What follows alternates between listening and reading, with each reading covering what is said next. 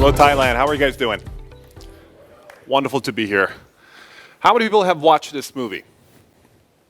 Let's see a show of hands.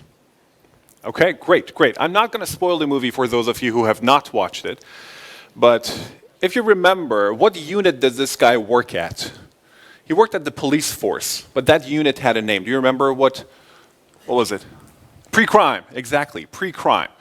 He worked at a place called Pre-Crime Unit, and effectively the function of this police force was to look at a person and say, I think you're going to commit a crime in the future. I'm going to arrest you today. So a group of Chinese researchers watched the movie. They liked it. They were like, why don't we try it? They did. They fed 1,891 images of criminals and non-criminals to an AI. Here are examples. Top 3, gentlemen, are examples of criminals. Bottom 3 are non-criminals. By the end of this training process, the AI could look at a single image of a person and predict criminality with 89.5% accuracy. I have the app on my phone. We're going to try it right now. We're not going to try it right now. All right. Who has heard of this brand? Who knows what this brand is? Care to admit publicly? This is Ashley Madison. Ashley Madison is an online dating website for married people after they're married. Somebody's writing it down. It's ashleymadison.com. ashleymadison.com. Before you sign up, though, let me tell you, there was a big hack of the database. You probably heard. And to this day, we know that up to 4 men have committed suicide because their names were implicated in the database. Looking at the same database, we know that the ratio of active male to female users on the website was 20 million to 1,500.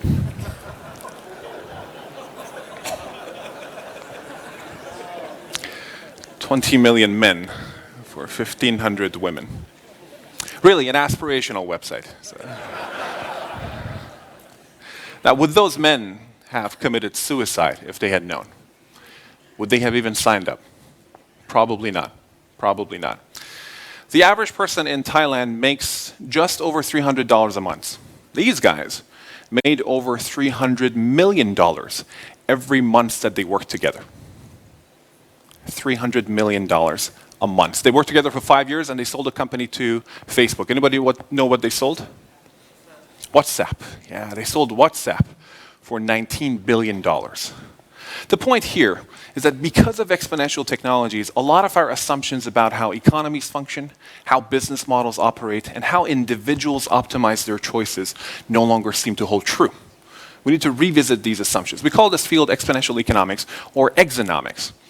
And in the time we have today, I want to share with you some of the highlights from our research. We talk about 7 areas, the so-called 7 pillars of exonomics: people, property, production, price, power, policy, and prosperity.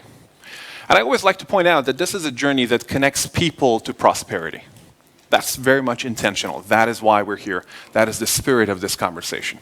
So let's jump right in. If we zoom out and look at the big picture, we live in an amazing world. Human life expectancy in the last 100 years has doubled. We have integrated circuits that are 30,000 times faster than when they were invented. Solar panels are 250 times cheaper than 1975. And DNA sequencing is more than 100,000 times cheaper. Now, biotechnology, nanotechnology, and information technology are growing exponentially. But the part that we rarely talk about is the following fact. The fact is, exponential technologies create exponential winners and exponential losers.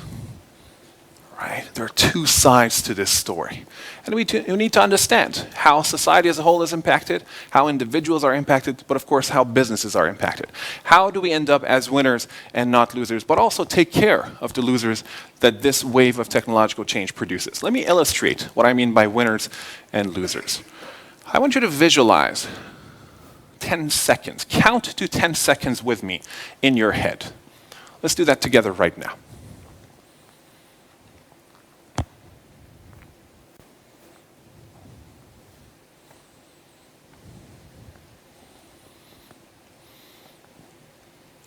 In those 10 seconds, Google made $17,000. Apple made $55,000. In those 10 seconds, more than 40,000 hours of videos were watched on Netflix in merely 10 seconds. But also in the same 10 seconds, there's a flip side to this story. The average person in the world made 0.2 tenths of a second. 19 children were born into poverty. We threw away 418 tons of food. And 3 people died of starvation in those 10 seconds. If you look at net productivity over the last 70 years, that's the blue line. You can see a steady increase in the last 70 years, as I mentioned. But the red line, real hourly compensation, when you adjust wages for inflation, that's pretty stagnant in the last 40 years. This is a problem. This means that there's unequal exposure to the benefits of technology. Depending on which wave you're catching, your life is very, very different. I'm showing you US data here, but we've looked at many different countries. This gap seems to be correlated with the Gini coefficient, which is a measure of inequality in a society. Our nightmare scenario is when economic inequality translates into genetic inequality, translates into longevity inequality. What would the world look like if we end up with that world? Now, collectively, we should worry about this, species bifurcation. This is where humanity is going to split into subspecies and evolve differently depending on what type of access people have to these technologies. This is quite scary, quite scary. Let's look at the share of total wealth of different countries that the top 1% take away. It turns out Thailand is the 3rd most unequal country in the world. So that bifurcation is already beginning. This is a problem. This is a huge problem. And the problem is not just with individuals or businesses, whoever is here today. The problem is intergenerational. There's evidence that this propagates itself over many different generations. You probably have heard of the marshmallow test. How many people have heard of the marshmallow test? Great, great. Effectively, the marshmallow test is the following. You put a marshmallow in front of a kid and you say, don't eat it. Well, you say, wait 15 minutes and I'll give you another one. And it's supposed to test the child's ability to postpone gratification. And there was a famous study published that showed that the better a child could postpone gratification, the more they were successful later in life, both financially, academically, all sorts of indicators. This study was replicated recently. The results were published 2 weeks ago. It turns out, the moment you take into account family wealth, there is no marshmallow effect. It's completely explained away. Meaning, if you're from a rich family, it doesn't matter if you eat the marshmallow or not.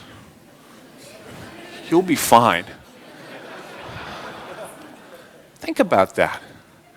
Now, there's a very interesting phenomenon that we've come across in our research.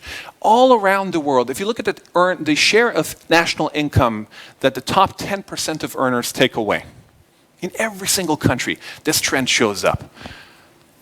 We have a downward trend up until around 1980, and then an upward trend. This is highly consistent. So it begs the question, what happened right around 1980? Of course, the personal computer was invented. You could argue that exponential technologies took off right around here. The point here is that exponential technologies have a bifurcating effect. And so far, we have seen nothing. In fact, we think the next decade is going to be dominated by what we call the 4 supremacies. We're going to remember the next decade for quantum supremacy, blockchain supremacy, solar supremacy, and AI supremacy. Blockchain supremacy you already heard about. Quantum supremacy is when quantum computers become superior to digital computers. Solar supremacy is when the marginal cost of solar surpasses everything else, and we already seem to be getting there. The marginal cost of energy going all the way to 0. And AI supremacy you've heard about as well, when AI surpasses humans in a lot of applications. In fact, these forces are going to be so massive in the next decade that we think the next decade will be remembered as the Great Bifurcation.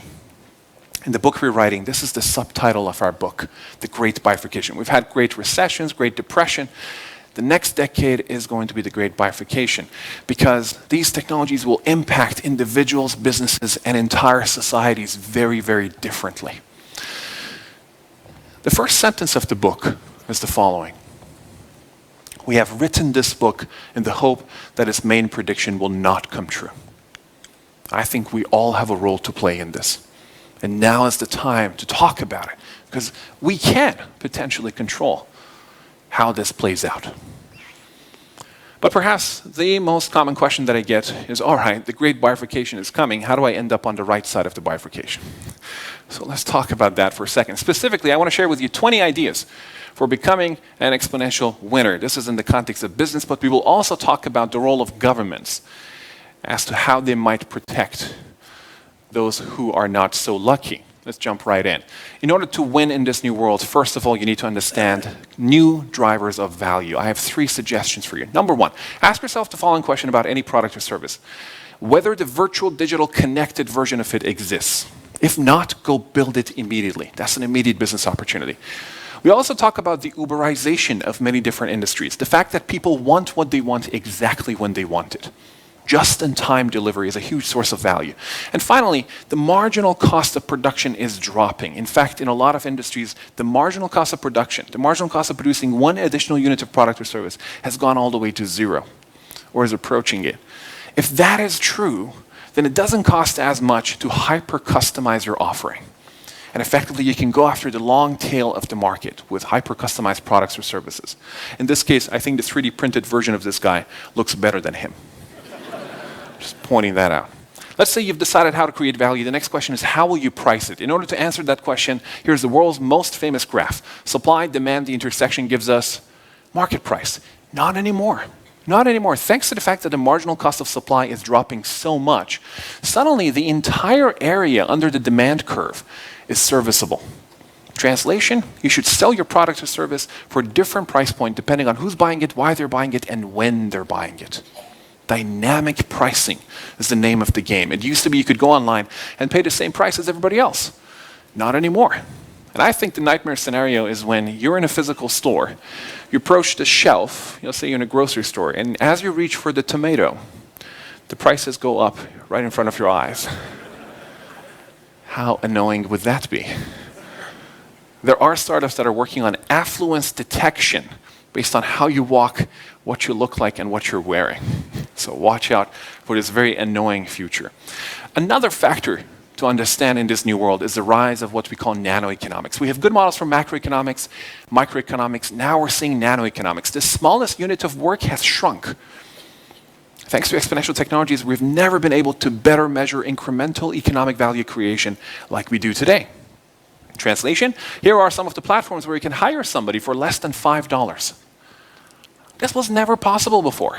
It means that more and more people are behaving entrepreneurially. It also means that more people are exposed to the downside of the market. But that's another topic. At the core of nanoeconomics and the revolution behind it, we think is going to be cryptocurrencies and blockchain technology behind crypto. Mandy did an amazing job explaining all of this stuff, so I will not go into the details. But I'll mention this. The most exciting aspect of cryptocurrencies, of course, as Mandy mentioned, is the blockchain. And in order to understand the blockchain, I think the way contracts are going to be redefined, the way we no longer will need trust and enforcement to have a contract with somebody, because both of these will be automated with the blockchain. That is quite exciting. And the example that I always like to share is this. You're driving on the highway. There's a lot of traffic. What if your car could start offering tiny amounts of Bitcoin to all the cars in the front and ask them to clear the lane? Why not? We have the infrastructure for this, but as Mandy mentioned, the network effects are not there, but they will be there. And we will come back to this theme of nanotransactions and nanoeconomics a bit later. But let me ask you a question. If the world's largest retailer, Alibaba, does not own any inventory, none whatsoever, what is something that the world's most disruptive insert your business type might no longer need? What is something that you hold to be a core asset to your business model that might no longer be necessary in this new world? I did this exercise with a group of bankers. It took us about an hour, but the group emerged convinced that the world's most disruptive bank might not need to have money as its core asset. The concept of money, it needs the infrastructure for the flow of money, but money itself might no longer be core. So I urge you to reflect on this question with your own business model. And the conversation that we have coming up with Mohit about the sharing economy will be quite illuminating. But here's another question. If cars are going to be driving themselves and you can Uber them whatever you need to, what could this potentially do to real estate prices? Think about it. It should go down. Here's why. If people don't mind staying in the car a bit longer because their time in the car is productive, right? They can watch that movie, they can rest, they can get work done. Well, they don't mind staying in the car a bit longer, and they're going to start living a little further and further away. Supply of viable real estate goes up, demand is the same. We should see asset price compression. In markets where Uber is very active, there is already evidence that this is happening. If you drive outside of Amsterdam for about 15 minutes, real estate prices drop by more than 50%.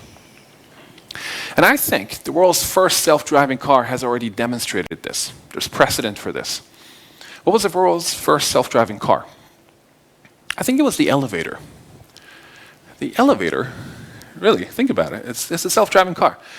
The elevator made us indifferent to distance. You don't care which floor you live on. You don't try to be as close as possible to the ground floor. What the elevator did vertically, self-driving cars are going to do horizontally. And it could be quite interesting. Property dynamics in summary. Ownership seems to be going down, and we'll talk about that a bit later in the next session. Virtualization is on the rise, decentralization is on the rise, and production cost is dropping. If these are true, then we're headed towards a very serious oversupply scenario. Right? And depending on which industry you're in, you've already noticed oversupply. So the question is, how do you survive and thrive in a world of oversupply? What are your drivers of value? What is the driver of your market power? So let's talk about market power. Specifically, 4 types of businesses that you could be in. The first type of business you could be in is a content business. If you're in the content business, you do not have a lot of market power. Why? Because content has been digitized, and the marginal cost of copying content has gone all the way to 0. Right? You don't pay anything to copy that one file. It doesn't mean you don't make money as a content business. It simply means that you do not have a lot of market power as a content business. If you go further up the power chain, you end up where most of us live. We offer products and services to the world. We have more market power than a content business, but less market power than a platform. What is a platform? The term platform has truly been misused and abused, so let me share with you our definition of it. We define a platform as a value bridge. You're creating a bridge to connect multiple sides of the market. Most importantly, you should resist the temptation to become one side of the market. Quite often, when we work with companies who are trying to build a platform, they build the bridge and then they cross it and they're like, we're this side of the market. No, you truly want to leave it as a bridge. And finally, what happens when you interlock multiple platforms? Very hard to do. Many technology companies are trying to do this, but you end up with an ecosystem. The best example, and quite possibly the only example of a true ecosystem of interlocking platforms that we could find today is WeChat out of China. WeChat. Highly recommend you look into their model if you haven't already. Let me show you the S&P 500 index. This is the S&P Standard & Poor's index of the 500 largest companies in the United States. On the right-hand side, you have a random sampling of companies in the index that have left since 2002. And on the left-hand side, you have a random sampling of entries into the index since 2002. If you look at the right-hand side, you notice that the vast majority of these companies are product or service companies. But if you look at the left-hand side, you notice that there are many examples of platforms. We have Priceline, eBay, E-Trade, Salesforce, Netflix, Amazon, Google, and the list goes on. So platform wars are coming, and we all need a strategy.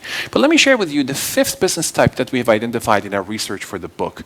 Normally, I don't talk about it at summits, but I thought I'd share with you guys today.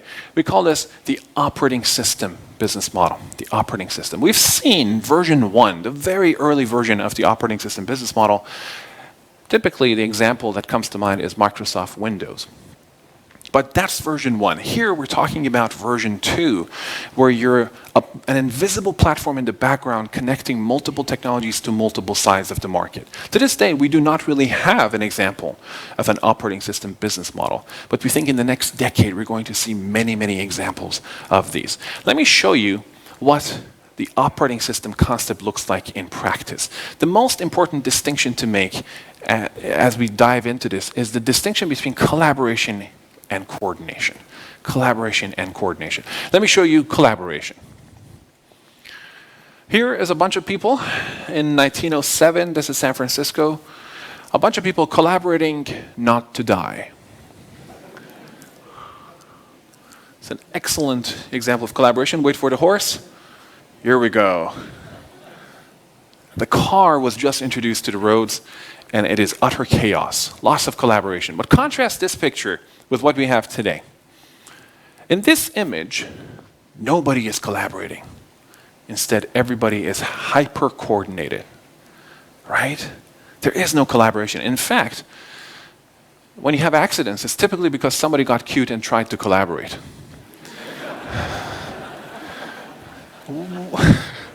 What is allowing us to coordinate at this level? It's right in front of us. We call this the operating system, the exponential operating system. In this case, is the traffic light. The traffic light was invented in 1910. Most cities in the world did not get one until the year 1920. But why did we suddenly need this exponential operating system? Here's why. Between the year 1900 and 1920, the number of cars on the road went from 8,000 to 8 million. That's a truly exponential growth curve. As the complexity of the system goes up, and this is something we see again and again, collaboration is no longer feasible. So we see systems migrate away from collaboration towards coordination. Collaboration zone, coordination zone, right after the knee of the curve. And there are many examples of this in our lives. Let me give you an example. How many people today feel like they get too many emails? Okay, keep those hands up. Thank you. So first of all, everybody else, stop emailing these people.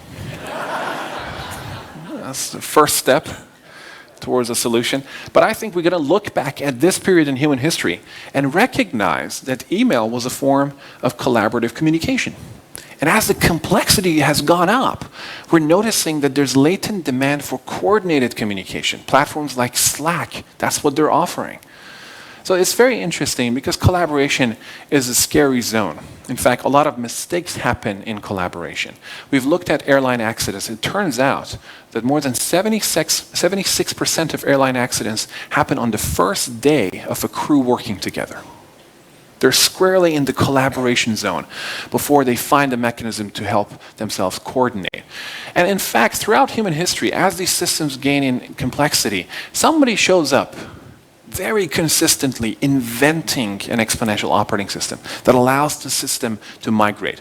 That's what Edison, Ford, and Steve Jobs did. And when you hear about technologies like CRISPR and biotech, deep learning and AI, and the blockchain, these are also exponential operating systems that allow us to move away from collaboration and embrace new complexity through coordination.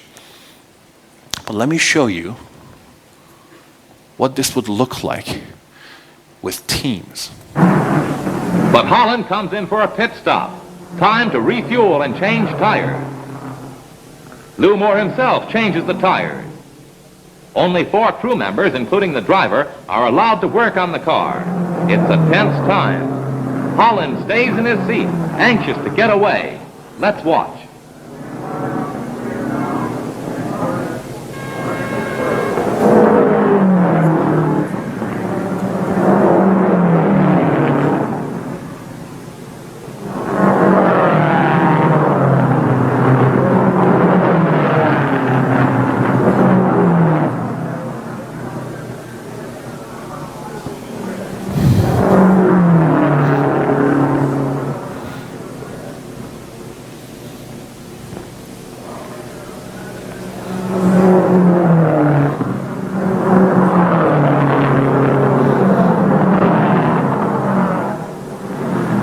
Tires are changed at last.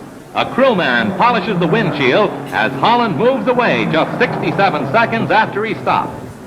Just 67 seconds, more like a year.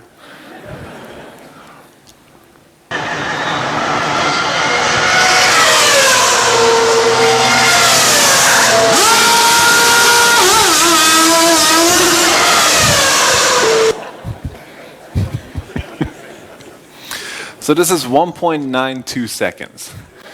It's the world record right now. we've looked at systems that have these types of dynamics, and they tend to have three key attributes. We call these exponential system dynamics. These are highly adaptable, scalable, and self-manageable systems. Adaptability we'll talk about in a second, but scalability. If you wanted 10 pit stops, all you need to do is to replicate whatever these guys are doing, build 10 different pit stops, and every person from this team would know how to function. So these are highly scalable systems. Self-manageability. Notice there is no manager here. Everybody is managing themselves. And this is something that we see again and again in Silicon Valley startups, but also larger companies that are embracing rapid-paced innovation. Because management is slow, it creates a lot of friction, and quite frankly, it's passive-aggressive.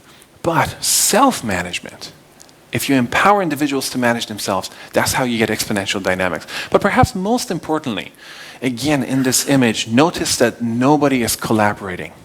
There is no time for collaboration. Instead, everybody is hyper-coordinated. The point here is not to, and by the way, let's be very honest about this. Modern management science has taught us to collaborate, right? For the last 80 years or so, the high watermark of how you would manage a team is how well you help them collaborate with each other. But here's the problem.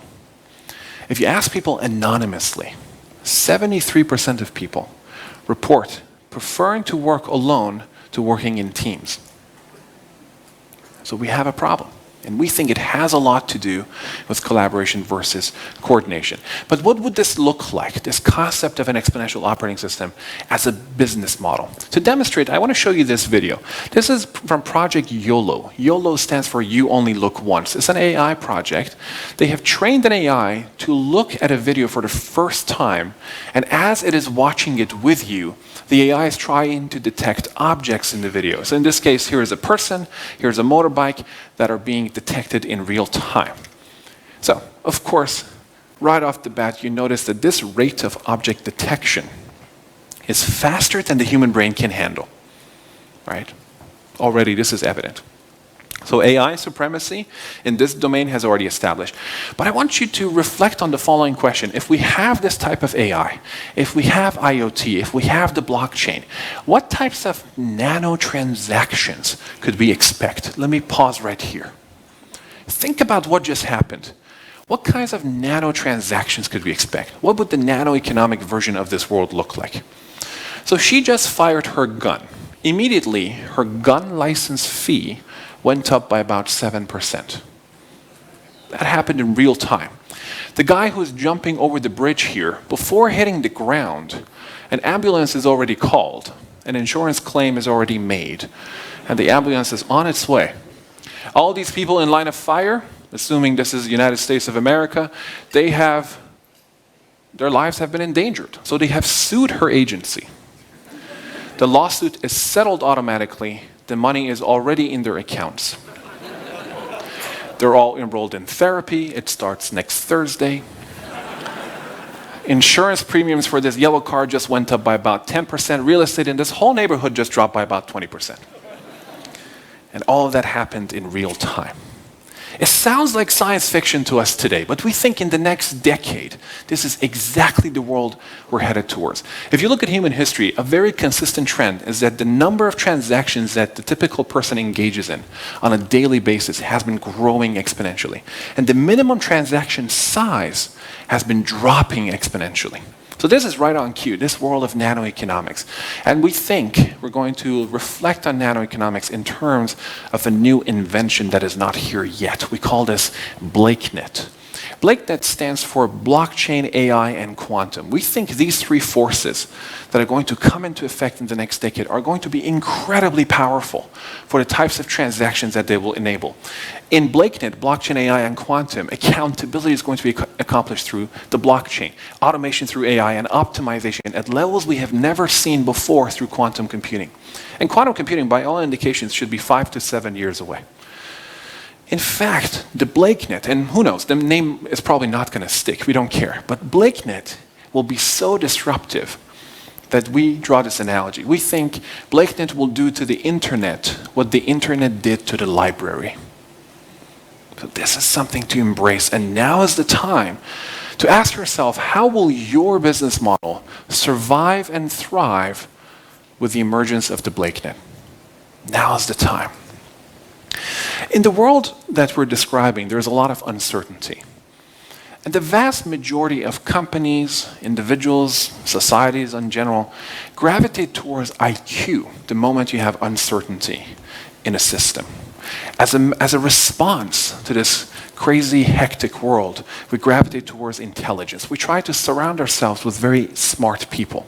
We build very intelligent teams.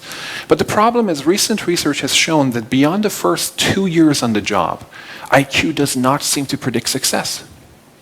Let me say that again. IQ does not seem to be predicting success. So what are we missing? With a group of researchers at T-Labs, I've invented the concept of AQ for Adaptability Quotient. If the world is growing exponentially and all this change is happening, your ability to respond to that change is the strongest predictor of your success. IQ still matters, but we believe in a stacked model of intelligence. You have IQ, on top of that you have EQ, emotional intelligence, and then you have AQ for adaptability. And we're trying to develop a tool that helps us quantify AQ. Just like you can measure your IQ, we're trying to develop a mechanism, a psychometric tool, that helps you measure your own AQ. As part of this research, we bring people into the lab and we say, hey, welcome. Today we're going to measure your adaptability. What do you think happens? They start behaving more adaptively, which is very annoying because we're trying to measure the thing. But I think it's fantastic news for humanity. It means that unlike IQ, AQ seems to be coachable, highly coachable. You're not stuck with it. You can develop it. And there's a message in there. We've talked to many individuals, many teams, many organizations. We've noticed that the common denominator across everybody is that we're all searching for stability. But the strongest predictor of how much stability you will enjoy seems to be how well you can unlearn. Unlearning is emerging as a new core competency in this new world of exponential change. Your ability to unlearn predicts your AQ, predicts your adaptive response to it. But the problem is we have never been taught how to unlearn. Our education system is predicated on the dumping of a lot of information on a lot of people in the image of the Industrial Revolution. We're never really taught how to unlearn. In fact, after these types of conversations, I notice that a lot of executives go back to their teams and they say, listen, the world is changing exponentially fast. We need to unlearn A, B, and C. Go do it yesterday. We become very prescriptive with unlearning. But the problem is unlearning is actually very, very difficult. And I would love for all of us to approach unlearning, especially with our teams, quite sympathetically, ideally empathetically. So I want to give you a visual reminder of what unlearning looks like. Somebody invented a bike that turns left when you turn the handle right. Here are some people who are being offered $100 to ride this bike for 1 meter only.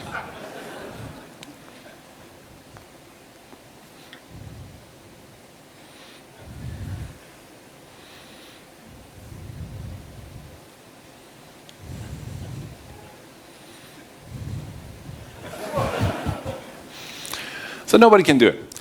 The guy in blue, his name is Destin Sandlin. He taught himself. How long do you think it took him?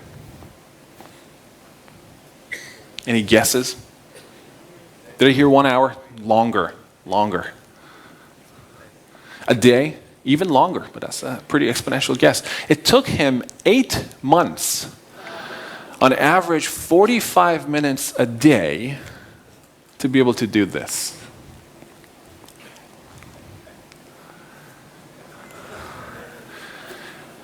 Eight months, 45 minutes a day. That's time well spent. And even then, it's not very stable.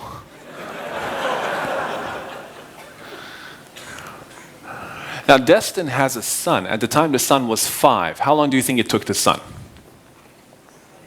2 weeks. It took the son 2 weeks instead of 8 months, 45 minutes a day. What do you think happened when he tried to get back on a regular bike?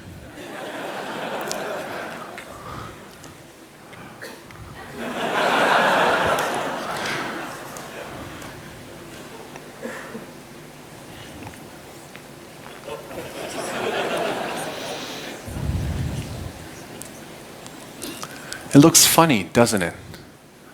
I always joke that I have never done anything well that I hadn't done badly first. I think the leadership moment for all of us is to understand that our role is to create a safe space for people to get the badly done first out of the way. In this new world, we need to do a lot of unlearning, and we need to empower each other to do it with the safety of the environment we're in. So I would love for all of us to approach unlearning sympathetically, ideally empathetically. I promised I would tell you a little bit about what governments are doing and what they could be doing. So let's switch gears to the next pillar of Exonomics and talk about policy. Specifically, the D word. Let's start with the D word. Anybody know what I'm talking about? Deflation. What do you get when you print a lot of money? You're supposed to get inflation. Where is the inflation? There's currently around $7 trillion of negative yielding government bonds in circulation. Governments have been printing a lot of money. They call it quantitative easing. Bank of Japan, the European Central Bank, the Fed in the United States. Everybody has been doing quantitative easing in pursuit of healthy inflation. Every single region is below target. Every single region is below target. So what is going on here? There are people in Denmark, by the way, who are getting paid to repay their mortgage because of negative interest rates. So what's going on with the world of monetary policy? I think on one hand, we have governments who are trying to print a lot of money in pursuit of healthy inflation. But on the other hand, we have technological deflation. These technologies are making things cheaper, faster, and more accessible. And they're counterbalancing the inflationary forces that you get from printing a lot of money. In your own country, in Thailand, both core and headline inflation are below target. And the trend is downward. We think that we're going to look back at this period in human history and recognize it as a demarcation between the inflationary era and the deflationary era. Because exponential technologies are making things cheaper, faster, and more accessible. And that's a good thing, because if you're trying to solve cancer, wouldn't you love deflation? It means you go to bed, you wake up, everything is cheaper. You can run more experiments. In fact, deflation is the mother of innovation, but we've been taught to fear it. We think we're going to overcome that fear and eventually arrive at an interesting place. The transition, by the way, from an inflationary environment to a deflationary environment can be scary, mainly because of debt. But that's a longer conversation. Nevertheless, we will get there. Here's another area with major implications for policy: self-driving cars. We will have self-driving cars, and I believe much sooner than most people realize. In fact, the vast majority of companies in the world that are building self-driving cars, for some reason, they like to test them near where I live, in Palo Alto, in California. So almost every day, I drive next to self-driving cars. And every time I see a self-driving car next to me, I do this. I'm helping with the training of the AI. I'm doing my part. I don't do that. But when we have self-driving cars, a few things will happen. Number one, we're going to dramatically reduce car accidents. Already, these cars are orders of magnitude safer than the average human driver. In fact, you probably heard about the tragic accident about a month and a half ago in Arizona when the Uber self-driving car killed that woman. The part that is not reported in the media is that if you combine the total number of miles and kilometers that these cars have driven in self-driving mode, and you substitute a human driver, by now more than 100 people should have been killed. Instead, one person has died. And that mistake will never be replicated, will never be repeated. Every car in the world just got upgraded. So already dramatically reducing car accidents and injuries is within our reach. When we have self-driving cars, we're also going to have a whole bunch of unemployed drivers. Bus drivers, taxi drivers, you name it, truck drivers. And car ownership will also go down. In markets where Uber is very active, there's already evidence that this is happening. Because you're interested in the ride, not necessarily the car. You'll hear more about this in the sharing economy session. Let's put some numbers on these. Unemployed drivers, that's about 1% of the workforce in most countries. Reduced car ownership, that's about 2% of GDP. And this part kills me. 3% of the GDP in most countries comes from the death and destruction of car accidents. 3%. That's ridiculous. And it should go away. It will. It will. In fact, I always like to say, what do wars, dental cavities, and car accidents have in common? They contribute to the GDP. So there is evidence that exponential technologies will actually compress GDP. If you solve cancer, by the way, you will destroy GDP. But perfect, do it, go for it. Let's add these numbers. That's 5% of GDP and 1% of the workforce who is extremely angry. Good luck retraining them. Let me tell you, I met 3 prime ministers last year and had one-on-one conversations. None of them are prepared for this picture. This is systemic. Too much is happening too quickly. Because here's the nightmare scenario. This is a soup line from the Great Depression. Nightmare scenario back then, in the 1930s. Nightmare scenario today is a robot telling you there are no more jobs available. And this will happen. So what should we do? We will talk about the future of work, but I want to share with you what Martin Luther King had to say about this. He said, "I am now convinced that the simplest solution to poverty is to abolish it directly by..." Anybody know what he said? Universal basic income. He wrote a book about UBI. UBI is giving free money away to everybody to cover their basic needs. Now, how many people believe that the moment you give away free money to everybody to cover their basic needs, society as a whole is going to become lazier? Let's see a show of hands. All right, it's a fair assumption.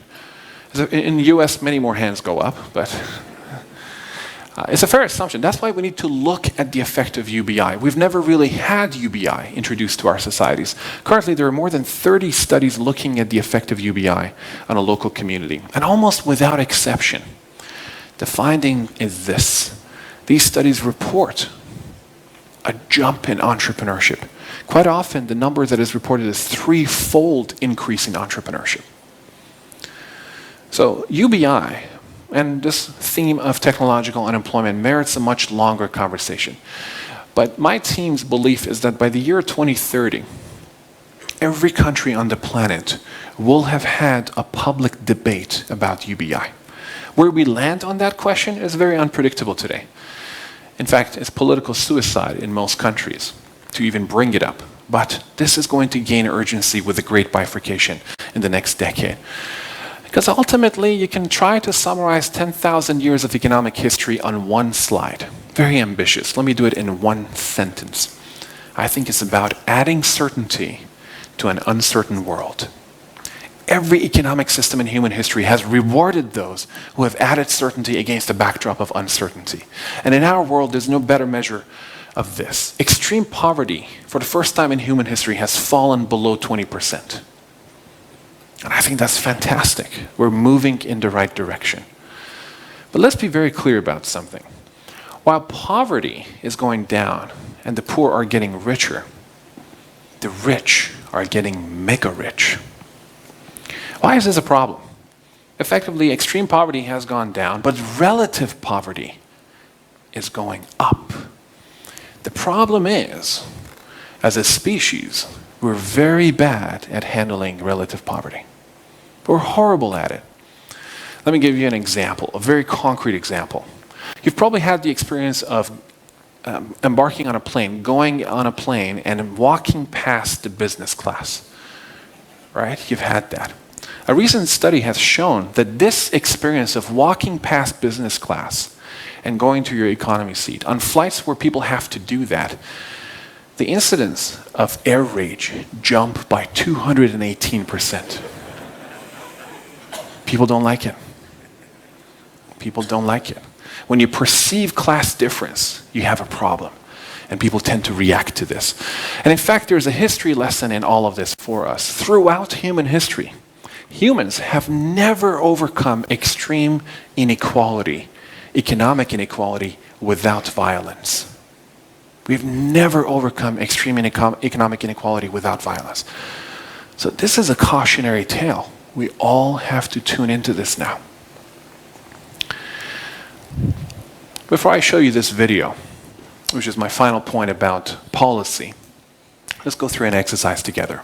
And I apologize, it's a bit of a morbid exercise, but stay with me. There's a point to the exercise. I want you to think about everybody you know. Friends, family members, colleagues, everybody you know. And ask yourself a simple question. How will these people die? I know it's unpleasant, but stay with it for a second.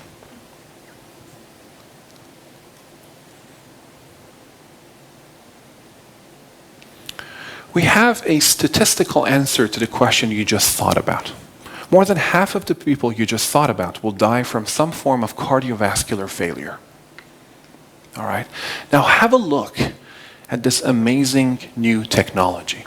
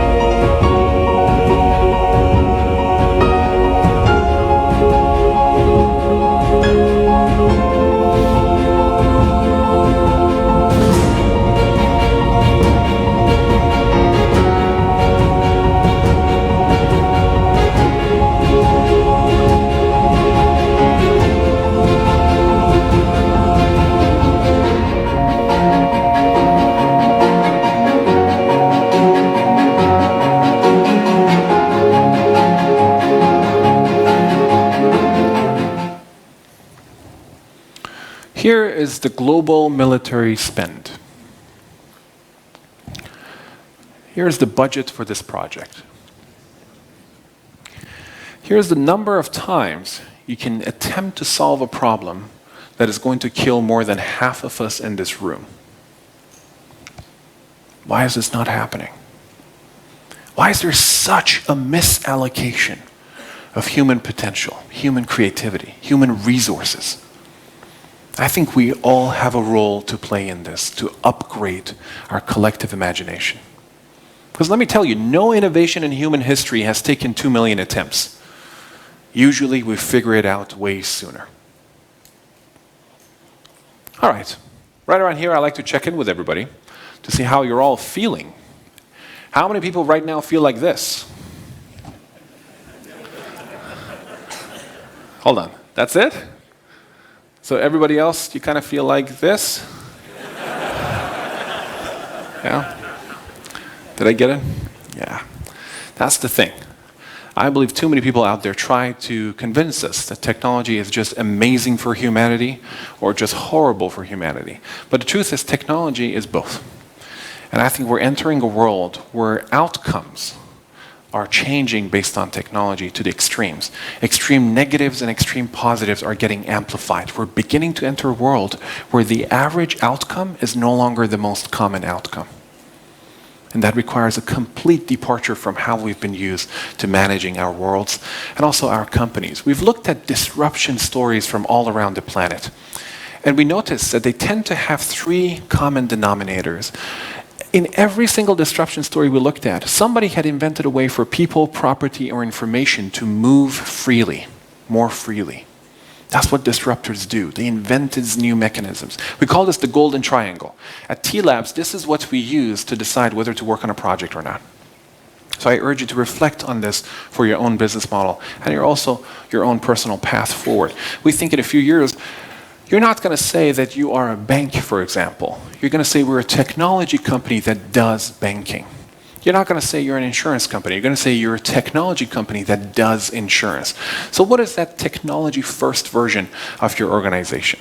If you manage to disrupt yourself, there are a few things we can say about the future version of your organization. In terms of business dynamics, most likely you'll be managing fewer people but more information, data-driven decision-making. Fewer products and services offered as they get commoditized but more platforms. Chances are you will be a platform as well. Lower stability, but that is okay because you'll have higher revenue and higher impact. What about your growth thesis? We think every organization needs to have a chief adaptability officer. You don't need to call them that if you don't want to call them a CAO. But we need people who are intentional about noticing the change, making sense of the change, and also responding to the change, because too much is happening. Think about the operating system version of your business model. Now is the time to think about it before things like the BlakeNet show up. Run experiments. You're probably overestimating the cost of running these experiments in domains outside of your field and underestimating how quickly an innovation from an outside field can come in and disrupt your world. I always say the easiest way to think outside the box is to not know where the box is. So you have a competitive advantage in playing outside your field. You need to exercise it. All right. As an economist, it is very uncool for me to end on a positive note. I have to warn you about something. But the truth is, I'm very optimistic. I think we're headed towards an amazing world. But there is one area that I worry about. And that is a crisis of imagination. A crisis of imagination. The truth is, because of these technologies, our reach exceeds our imagination. We can all do much more than we realize, but most of us don't realize it. Today, the biggest risk is not thinking big enough. Not thinking big enough. And when you do think bigger, a few things will happen. I want to share with you my favorite quote of all time. Intelligence is hitting a target that nobody else can. Genius is hitting a target that nobody else can see. Realize that when you go out there and you try to disrupt yourself, for a while, people are not going to realize the target you're trying to hit. It will feel lonely. It'll be strange. It will feel impossible. Which is why I love what happened to me last year. I had a Samsung Galaxy S7. You guys remember that phone? Not the one that explodes, the other one. On this phone, I was typing the word impossible when my phone auto-corrected it to I'm possible. And on that note, thank you so much. Thank you. Thank you. Thank you.